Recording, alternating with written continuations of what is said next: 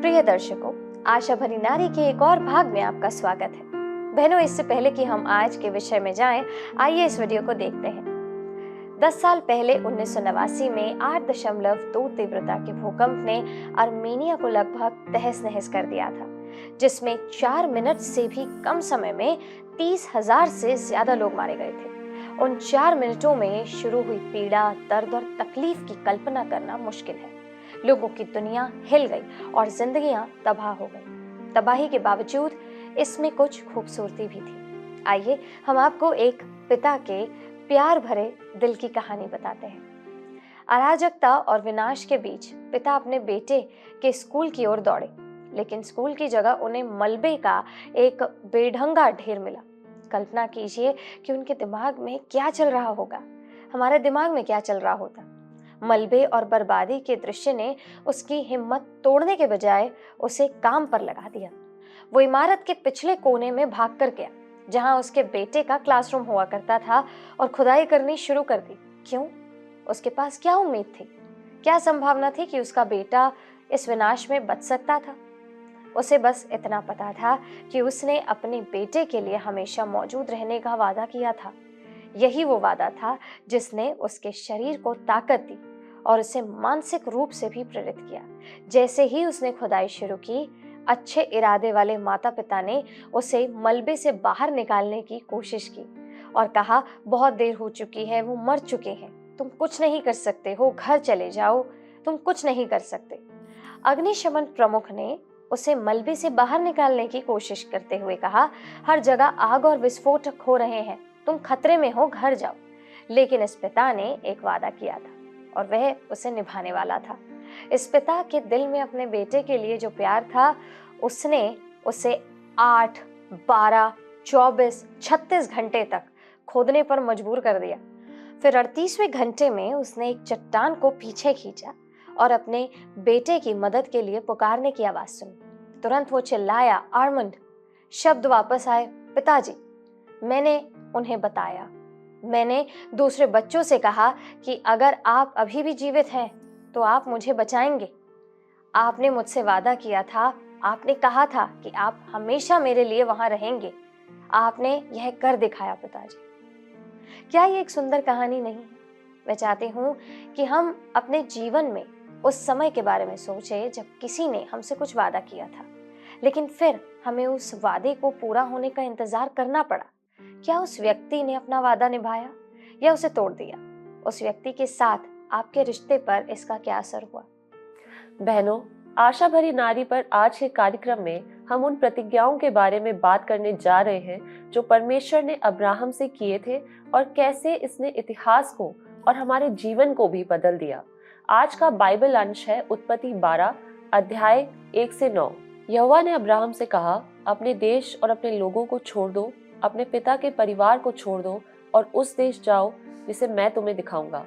मैं तुम्हें आशीर्वाद दूंगा, मैं तुझसे एक महान राष्ट्र बनाऊंगा, मैं तुम्हारे नाम को प्रसिद्ध करूंगा, लोग तुम्हारे नाम का प्रयोग दूसरों के कल्याण के लिए करेंगे। मैं उन लोगों को आशीर्वाद दूंगा जो तुम्हारा भला करेंगे, किंतु उनको दंड दूंगा जो तुम्हारा बुरा करेंगे। पृथ्वी के सारे मनुष्यों को आशीर्वाद देने के लिए मैं तुम्हारा उपयोग करूंगा। अब्राम कनान जाता है। अब्राम ने यहोवा की आज्ञा मानी, उसने हारान को छोड़ दिया और लूत उसके साथ गया। इस समय अब्राम 75 वर्ष का था। अब्राम ने जब हारान छोड़ा तो वो अकेला नहीं था। अब्राम अपनी पत्नी सारे, भतीजे लूत और हारान में उनके पास जो कुछ था सबको साथ लाया। हारान में जो दास अब्राम को मिले थे वे भी उनके साथ गए। अब्राम और उसके दल ने हारान को छोड़ा और कनान देश तक यात्रा की। अब्राम ने कनान देश में शकेम के नगर और मोरे के बड़े पेड़ पर यात्रा की। अब्राम ने कनान देश में शकेम के नगर और मोरे के बड़े पेड़ तक यात्रा की। उस समय कनानी लोग उस देश में रहते थे। यहोवा अब्राम के सामने आया। यहोवा ने कहा, मैं ये देश तुम्हारे वंशजों को दूंगा। यहोवा अब्राम के सामने जिस जगह पर प्रकट हुआ उस जगह पर अब्राम ने एक वेदी यहोवा की उपासना के लिए बनाई। तब अब्राम ने उस जगह को छोड़ा और बेतेल के पूर्व पहाड़ों तक यात्रा की। अब्राम ने वहां अपना तंबू लगाया। बेतेल नगर पश्चिम में था, ये नगर पूर्व में था। उस जगह अब्राम ने यहोवा के लिए दूसरी वेदी बनाई और अब्राम ने वहां यहोवा की उपासना की। इसके बाद अब्राम ने फिर यात्रा आरंभ की। उसने नेगव की ओर यात्रा की। तो शुरू करने से पहले आइए पहले इस अध्याय की पृष्ठभूमि को समझें।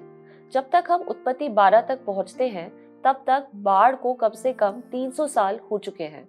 जी हाँ, वंशावली के माध्यम से हमें अब्राम के पिता तेरह, साथ ही अब्राम के दो भाइयों हारान और नाहोर से परिचित कराया जाता है। अब्राम का भाई हारान अब्राहम के भतीजे लूत का पिता था। हमें सारे से भी परिचित कराया जाता है जो अब्राम की पत्नी है। हम एक महत्वपूर्ण तथ्य भी जानते हैं कि सारे गर्भ धारण करने में असमर्थ थी, जो अब्राम की कहानी में बाद में महत्वपूर्ण हो जाएगा। उत्पत्ति 11 हमें बताता है कि तेरह, अब्राम, सारे और लूत सभी कसदियों के ऊर से कनान जाने के लिए निकले, लेकिन वे वहां नहीं पहुंच पाए। उन्होंने हारान में बसने का फैसला किया। तेरह की मृत्यु के बाद परमेश्वर ने अब्राम को फिर से जाने के लिए कहा। उसे हम यही उत्पत्ति 12 में पाते हैं। 75 साल की उम्र में अब्राहम को शेम की वंशावली के तहत पेश किया जाता है, जो नूह का पहला बेटा था। हालांकि उसका असली नाम अब्राम है। बाद में प्रभु ने उसका नाम बदलकर अब्राहम रख दिया और यह सब एक प्रतिज्ञा से शुरू हुआ। बहनों, अब्राहम की कहानी हारान में उसके परिवार के बसने से शुरू होती है, जो आज तुर्की देश होगा। यहीं पर उसके पिता की मृत्यु के बाद अब्राहम को परमेश्वर की बुलाहट और प्रतिज्ञा पहली बार दर्ज किया गया है। जी हाँ, उत्पत्ति 12:1-3 में परमेश्वर अब्राहम से कहता है, यहोवा ने अब्राहम से कहा, अपने देश और अपनी जन्मभूमि और अपने पिता के घर को छोड़कर उस देश में चला जा जो मैं तुझे दिखाऊंगा, और मैं तुझसे एक बड़ी जाति बनाऊंगा, तुझे आशीष दूंगा और तेरा नाम बड़ा करूंगा, और तू आशीष का मूल होगा, और जो तुझे आशीष दें उन्हें मैं आशीष दूंगा, और जो तुझे कोसे उसे मैं शाप दूंगा, और भूमंडल के सारे कुल तेरे द्वारा आशीष पाएंगे। यह एक अविश्वसनीय प्रतिज्ञा थी दर्शकों, जो परमेश्वर के ऐश्वर्य और सामर्थ के साथ साथ इज़राइल और उसके लोगों यानी हमारे लिए उसकी महान योजना को भी दर्शाता है। इब्रानियों 11 का 8 पद कहता है कि विश्वास ही से अब्राहम ने उस जगह जाने की बुलाहट का पालन किया जिसे देने का वादा परमेश्वर ने उससे किया था, जबकि वो ये भी नहीं जानता था कि वो कहाँ जा रहा था। क्या आप इसकी कल्पना कर सकते हैं? बिल्कुल सही कहा नतान्या आपने। और जैसे जैसे अब्राहम ने आज्ञा का पालन किया, हम देखते हैं परमेश्वर ने धीरे धीरे विश्वास के प्रत्येक कदम के साथ अधिक से अधिक विवरण प्रकट किए। बाद में उत्पत्ति 17:13-14 में परमेश्वर ने अब्राहम से कहा, जब लूत अब्राहम से अलग हो गया तब उसके पश्चात यहोवा ने अब्राहम से कहा, आंख उठाकर जिस स्थान पर तू है वहां से उत्तर दक्षिण पूर्व पश्चिम चारों ओर दृष्टि कर, क्योंकि जितनी भूमि तुझे दिखाई देती है उस सब को मैं तुझे और तेरे वंश को युग युग के लिए दूंगा, और मैं तेरे वंश को पृथ्वी की धूल के किनकों की नाई बहुत करूंगा, यहाँ तक कि जो कोई पृथ्वी की धूल के किनकों को गिन सकेगा वही तेरा वंश भी गिन सकेगा। क्या आपको ये अच्छा नहीं लगता है दर्शकों, जब परमेश्वर आपको कोई प्रतिज्ञा देता है? मुझे तो ये बहुत अच्छा लगता है। ईमानदारी से कहूँ नतान्या, तो मुझे अच्छा भी लगता है और नहीं भी। आपके कहने का क्या मतलब है वाणी? मैं आपको समझाती हूँ। जब भी हमें परमेश्वर से कोई प्रतिज्ञा मिलती है तो प्रतिज्ञा का मतलब होता है कि परमेश्वर उसे पूरा करने जा रहे हैं, लेकिन परमेश्वर उसे पूरा करने जा रहे हैं, पर प्रतिज्ञा और प्रतिज्ञा के पूरे होने के बीच एक अंतराल होता है जो है प्रतीक्षा का समय, और मुझे इंतजार करना कहीं ना कहीं पसंद नहीं है। ये बात तो सच है वाणी, मुझे भी कभी कभी ऐसा ही लगता है, लेकिन फिर मैं अब्राहम के बारे में सोचती हूँ। अब्राहम को एक बेटी की बहुत ज्यादा इच्छा थी। जब अब्राहम 75 साल का था तो किसी चीज की चाहत रखने के लिए ये बहुत लंबा समय है। परमेश्वर ने अब्राहम से प्रतिज्ञा किया है कि वो उसे एक बेटा देगा। नतान्या, प्रतिज्ञा मिलने के बाद प्रतिज्ञा और प्रतिज्ञा पूरा होने के बीच 25 साल का अंतराल था। आप 25 साल तक किसी वादे का इंतजार कैसे कर सकते हैं? मैं कल्पना भी नहीं कर सकती हूँ। मैं उन लोगों में से एक हूँ जो अपने माइक्रोवेव के सामने खड़े होकर अपने पैर को थपथपाती थी और चाहती थी कि जल्दी से जल्दी खाना बन जाए। मैं बेसब्री से इंतजार करते हुए खड़ी रहती थी और कहती थी चलो चलो। मैं भी कुछ ऐसी ही हूँ, लेकिन परमेश्वर ने अब्राहम को प्रतीक्षा और उलझन में नहीं रखा। वह उसे स्मरण पत्र भेजता रहा। भले ही अब्राहम को प्रतीक्षा करनी पड़ी, लेकिन उसका विश्वास नहीं डगमगाया। रोमियो 4 अध्याय का 20 से 21 में लिखा है, और न अविश्वासी होकर परमेश्वर की प्रतिज्ञा पर संदेह किया, पर विश्वास में दृढ़ होकर परमेश्वर की महिमा की, और निश्चय जाना कि जिस बात की उसने प्रतिज्ञा की है वह उसे पूरी करने को भी सामर्थ्य है। लेकिन कैसे? अब्राहम ने ये कैसे किया? मैं समझ सकती हूँ कि चमत्कार के बाद अब्राहम ने परमेश्वर को महिमा दी होगी, लेकिन यहाँ लिखा है उसका विश्वास दृढ़ होता गया, और जब वो प्रतीक्षा कर रहा था तो उसने परमेश्वर को महिमा दी। जी हाँ, यह सही है। अब्राहम ने परमेश्वर को महिमा दी। उसने अपना मुंह खोला और परमेश्वर की स्तुति की। उसने परमेश्वर को धन्यवाद दिया। मुझे आश्चर्य है कि क्या हर बार जब उसने ऊपर देखा और एक तारे को देखा, तो क्या उसे अपना मुंह खोलने और परमेश्वर को महिमा देने की याद दिलाई गई। उसने प्रतिज्ञा को विश्वास के साथ मिलाया और परमेश्वर को उसकी विश्वास योग्यता के लिए धन्यवाद दिया। अब्राहम को लंबे समय तक एक प्रतिज्ञा पर कायम रहना पड़ा। विश्वास अभी भी जरूरी है। विश्वास हमें परमेश्वर की प्रतिज्ञा पर कायम रखता है। नतान्या, यह एक मछुआरे की तरह है जो रॉड और रील को पकड़े हुए है। जब हम मछली पकड़ते हैं तो हम मछली को जाल में आने से पहले नहीं देख सकते। हम केवल डंडे पर उस मछली के खिंचाव को महसूस कर सकते हैं जब तक वो हुक पकड़ती है। तो आप ये कह रही हैं वाणी कि हम भले ही अपनी प्राकृतिक आंखों से प्रतिज्ञा को न देख पाएं, लेकिन इससे पहले कि परमेश्वर उसे पूरा करे, हम इस प्रतिज्ञा की खींचतान को महसूस कर सकते हैं। हमें बस धीरज रखना है। बिल्कुल ठीक।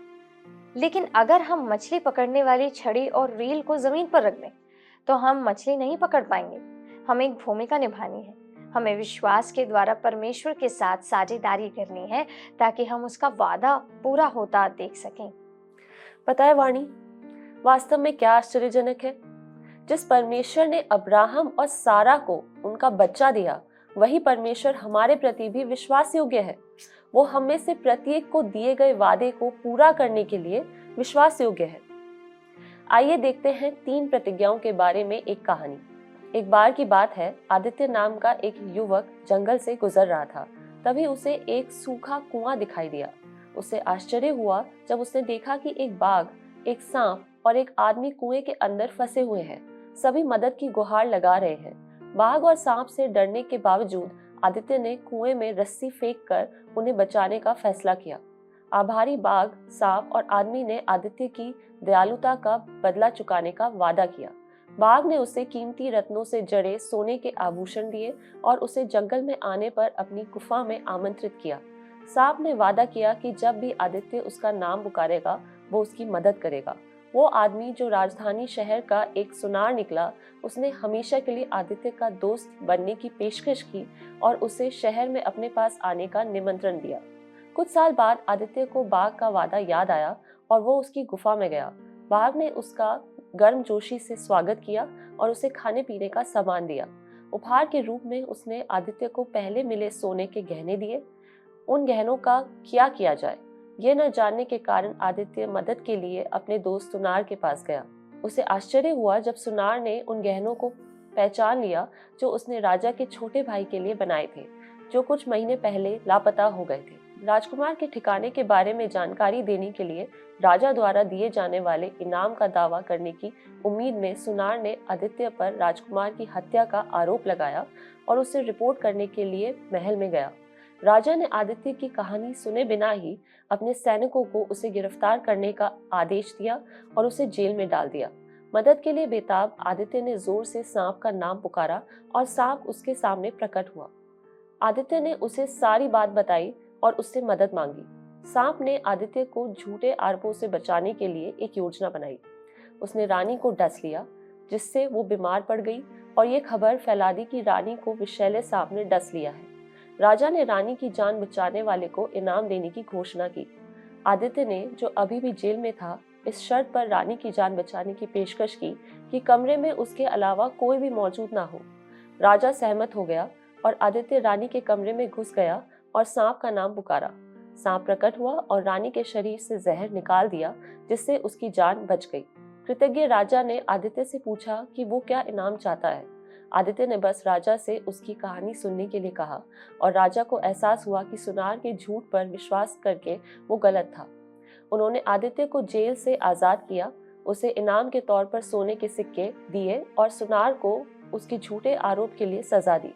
अंत में आदित्य की दयालुता और अपने दोस्तों बाघ, सांप और सुनार पर विश्वास ने उसे कठिन परिस्थिति से उबरने में मदद की और ये साबित कर दिया कि वादे निभाने पर हमेशा फल मिलता है। बहनों, अब्राहम के 2 बेटे हुए। उसके बेटे इसहाक से याकूब पैदा हुआ और याकूब के 12 बेटे हुए। ये 12 बेटे आगे चलकर इजराइल के 12 गोत्र बने, एक महान और शक्तिशाली राष्ट्र। उसी समय इश्माइल ने परमेश्वर की आशीष को नहीं खोया, जैसा कि प्रभु ने आगे बताया, और इश्माइल के विषय में भी मैंने तेरी सुनी है। मैं उसको भी आशीष दूंगा और उसे फलवंत करूंगा और अत्यंत ही बढ़ा दूंगा। उससे 12 प्रधान उत्पन्न होंगे और मैं उससे एक बड़ी जाति बनाऊंगा। परंतु मैं अपनी वाचा इसहाक ही के साथ बांधूंगा, जो सारा से अगले वर्ष के इसी नियुक्त समय में उत्पन्न होगा। उत्पत्ति 17 उसका 20 से 21। अच्छा, तो अब उसके 2 बेटे 2 शक्तिशाली राष्ट्र, जैसा कि परमेश्वर ने प्रतिज्ञा किया था। लेकिन परमेश्वर ने अब्राहम से जो अन्य वादे किए थे उनके बारे में क्या? तो अगला वादा देश का है। यहोशू 21 उसका 43 पद में लिखा है, इस प्रकार यहोवा ने इजरायलियों को वो सारा देश दिया जिसे उसने उनके पूर्वजों से शपथ खाकर देने को कहा था, और वे उसके अधिकारी होकर उसमें बस गए। यह बहुत दिलचस्प है और इसके साथ ही अब्राहम को धन और मवेशियों के मामले में भरपूर आशीष मिली। हाँ वाणी, परमेश्वर अब्राहम के नाम को महान बनाने का भी वादा करता है। अब्राहम को विश्वास का पिता माना जाता है, जिसे यहूदी, ईसाई और मुसलमान समान रूप से पिता अब्राहम के नाम से जानते हैं। और अंत में सबसे महत्वपूर्ण बात, अब्राहम को आशीष बनाने की प्रतिज्ञा है। परमेश्वर ने कहा, सब जातियां तुम्हारे द्वारा आशीष पाएंगी। ये हम गलातियों 3:8 पद में पाते हैं। गलतियों 3:29 के अनुसार जो लोग मसीह के साथ एक हो जाते हैं, उन्हें अब्राहम के परिवार में गोद लिया जाता है और उन्हें अनंत जीवन की विरासत का उत्तराधिकारी बनाया जाता है। इसलिए परमेश्वर हमें अब्राहम की संतान के रूप में आशीष देना जारी रखता है। तो हम ये सवाल पूछ सकते हैं कि परमेश्वर ने अब्राहम को ही क्यों चुना? खैर, परमेश्वर ने अब्राहम को उसके विश्वास और परमेश्वर की आज्ञाओं का पालन करने की इच्छा के कारण चुना। बिल्कुल, परमेश्वर द्वारा अब्राहम को चुनना उसके ईश्वरीय अनुग्रह को दर्शाने और उद्धार के लिए उसकी योजना को प्रकट करने का एक तरीका था, जो अंततः मसीह की ओर संकेत करता है। पता है नतान्या, मैं अक्सर सोचती हूँ कि परमेश्वर ने अब्राहम का नाम क्यों बदल दिया? ये एक बेहतरीन सवाल है वाणी। अब्राहम का मतलब था महान पिता, और परमेश्वर ने इसे बदलकर अब्राहम कर दिया, जिसका अर्थ है बहुतों का पिता, जो उसके साथ परमेश्वर की वाचा का प्रतीक है। यह ईश्वरीय योजना में अब्राहम की भूमिका में बदलाव को दर्शाता है। अब वो सिर्फ एक परिवार का पिता नहीं, बल्कि राष्ट्रों का पिता है। यह बदलाव परमेश्वर की उस प्रतिज्ञा को दर्शाता है कि अब्राहम के वंशज सितारों जितने असंख्य होंगे और उसके वंश के जरिए दुनिया धन्य होगी। इस तरह से अब्राहम की कहानी परमेश्वर और हमारे प्रति उनके प्रेम की कहानी है। जब परमेश्वर ने अब्राहम से जाने के लिए कहा, तो उसने सिर्फ ये नहीं कहा कि अपना सारा सामान समेटो और कहीं और जाकर रहो। नहीं, उसने कहा, उस देश में चला जा जो मैं तुझे दिखाऊंगा। अगर हम परमेश्वर के प्रति वफादार हैं, तो वो हमें जीवन में आगे बढ़ने का रास्ता जरूर दिखाएंगे। जी हाँ, परमेश्वर ही वो है जो अपने लोगों के जीवन को आशीषित करता है। जब परमेश्वर ने अब्राहम को आशीष दिया, तो यह बहुत स्पष्ट था कि परमेश्वर ही वो होगा जो उन सभी चीजों को पूरा करेगा जिनका उसने प्रतिज्ञा किया था। यह अब्राहम के कार्यों पर बिल्कुल भी निर्भर नहीं था। यह सब परमेश्वर द्वारा अब्राहम के जीवन के लिए अपने उद्देश्यों को पूरा करने के बारे में था। परमेश्वर की आशीष उन लोगों के माध्यम से दूसरों तक पहुंचती है जो उसके प्रति विश्वास योग्य हैं। अब्राहम से परमेश्वर के वादे का एक हिस्सा ये था कि पृथ्वी पर हम सभी को अब्राहम के माध्यम से आशीष मिलेगी। इसलिए परमेश्वर के बच्चों के रूप में हमें परमेश्वर पर विश्वास रखना चाहिए और उस पर भरोसा रखना चाहिए। जब परमेश्वर ने अब्राहम से कहा कि वह अपने देश और अपने पिता के परिवार से दूर चला जाए, तो अब्राहम ने संकोच नहीं किया, वो बस चला गया। कभी कभी मनुष्य के रूप में हम परमेश्वर से सवाल करते हैं या हमारे लिए परमेश्वर की इच्छा को ठुकरा देते हैं, लेकिन अब्राहम ने परमेश्वर पर भरोसा किया कि वह उसे सही रास्ते पर ले जाएगा। यहाँ एक कहानी है दर्शकों। एक रात एक घर में आग लग गई और एक छोटा लड़का छत पर भागने को मजबूर हो गया। पिता नीचे जमीन पर हाथ फैलाए खड़ा था और अपने बेटे को पुकार कर कह रहा था, कूदो, मैं तुम्हें पकड़ लूंगा। वो जानता था कि लड़के को अपनी जान बचाने के लिए कूदना ही होगा। हालांकि लड़का केवल आग, धुआं और अंधकार ही देख सकता था। जैसे कि कल्पना की जा सकती है, वो छत छोड़ने से डर रहा था। उसका पिता चिल्लाता रहा, कूदो, मैं तुम्हें पकड़ लूंगा। लेकिन लड़के ने विरोध किया और कहा, पिताजी, मैं आपको देख नहीं सकता। पिता ने जवाब दिया, लेकिन मैं तुम्हें देख सकता हूँ, और यही सबसे बड़ी बात है। वाह, बहुत ही दिलचस्प कहानी है। परमेश्वर द्वारा अब्राहम को कनान देश देने का वादा करने के बाद अब्राहम ने प्रभु के लिए एक वेदी बनाई। जब वो बेतेल के पूर्व में बस गया, तब भी उसने ऐसा ही किया। उसने इन वेदियों का उपयोग परमेश्वर के साथ अपनी बातचीत को याद करने और प्रभु का नाम पुकारने के लिए किया। परमेश्वर की योजना है कि वह अपने लोगों को आशीष दे ताकि वे दूसरों के लिए आशीष बने। परमेश्वर ने अब्राहम को एक महान राष्ट्र बनाने और उसे आशीष देने का वादा किया था, लेकिन यह इसलिए नहीं था कि अब्राहम अपनी महानता और धन संपत्ति का आनंद ले सके। इसके बजाय परमेश्वर का इरादा था कि अब्राहम परमेश्वर से मिले आशीष का इस्तेमाल दूसरों को आशीष देने के लिए करे। ये हम सभी के लिए परमेश्वर का इरादा है कि हम उन आशीषों का इस्तेमाल करें जो परमेश्वर ने हमें दूसरों को आशीष देने के लिए दिए हैं। जी हाँ, अब्राहम को आशीष देने के लिए आशीष दिया गया था। यह सत्य सिर्फ अब्राहम के लिए ही नहीं है दर्शकों, यह आपके, मेरे, हम सब के लिए। और यह सच है, जब परमेश्वर आशीष देता है तो वह कभी नहीं चाहता कि यह आशीष हमारे पास ही रहे। यह परमेश्वर के चरित्र के विरुद्ध है। परमेश्वर अपने सर्वोत्तम गुणों में से लेता है और उसे हमारे साथ बांटता है, और वो हमसे भी यही अपेक्षा करता है। परमेश्वर हमें जो कुछ भी देता है वो हमारे आनंद के लिए हो सकता है, लेकिन इसे साझा भी किया जाना चाहिए। परमेश्वर ने अब्राहम को आशीष दी ताकि वो एक आशीष बन सके। परमेश्वर हमें भी इसी कारण से आशीष देते हैं। बिल्कुल ठीक कहा आपने। यदि परमेश्वर ने हमें महान बुद्धि और ज्ञान दिया है, तो इससे दूसरों को भी आशीष दीजिए। यदि उन्होंने हमें कलात्मक, रचनात्मक क्षमता दी है, तो इससे दूसरों की भी आशीष का कारण बनिए। यदि उन्होंने हमें नेतृत्व और व्यवसायिक कौशल दिया है, तो इससे दूसरों को भी आशीष दीजिए। चाहे परमेश्वर ने हमें बहुत दिया हो या थोड़ा, हमें दूसरों को भी उससे आशीषित करना चाहिए। हमारी प्रार्थना है कि हमारा विश्वास अब्राहम की तरह मजबूत हो, और यह कि हम परमेश्वर की प्रतिज्ञाओं को थामे रहेंगे, क्योंकि वह उन्हें अपने समय पर पूरा करेगा। तो दर्शकों, हम आपसे अगले सप्ताह इसी समय फिर मिलेंगे, लेकिन जिससे पहले आपसे विदा लें, आइए हम प्रार्थना करें।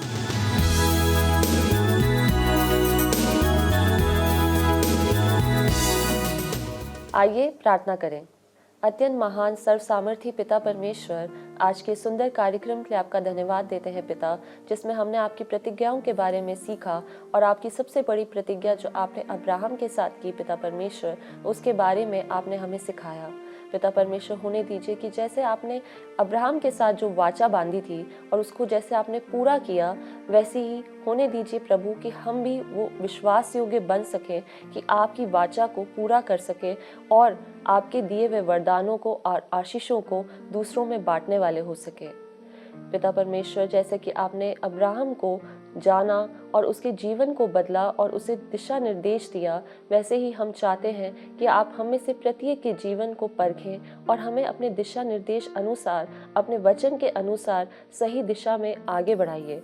होने दीजिए प्रभु जी कि हम उन लोगों के सामने एक प्रतीक बन सके, एक आशीष का स्रोत बन सके पिता, ताकि उनके जीवन भी हमारे जीवनों के द्वारा बदलने वाले हो सके।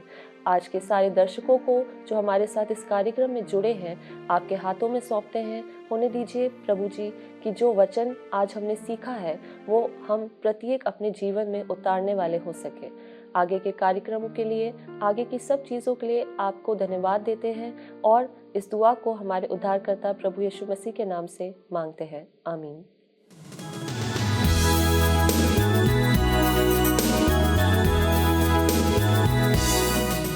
तो दर्शकों, हमें उम्मीद है कि आपको आज का कार्यक्रम पसंद आया होगा और आपने इससे ज़रूर कुछ सीखा होगा, और अगर सीखा है तो अपने जीवन में अनुसरण ज़रूर कीजिएगा।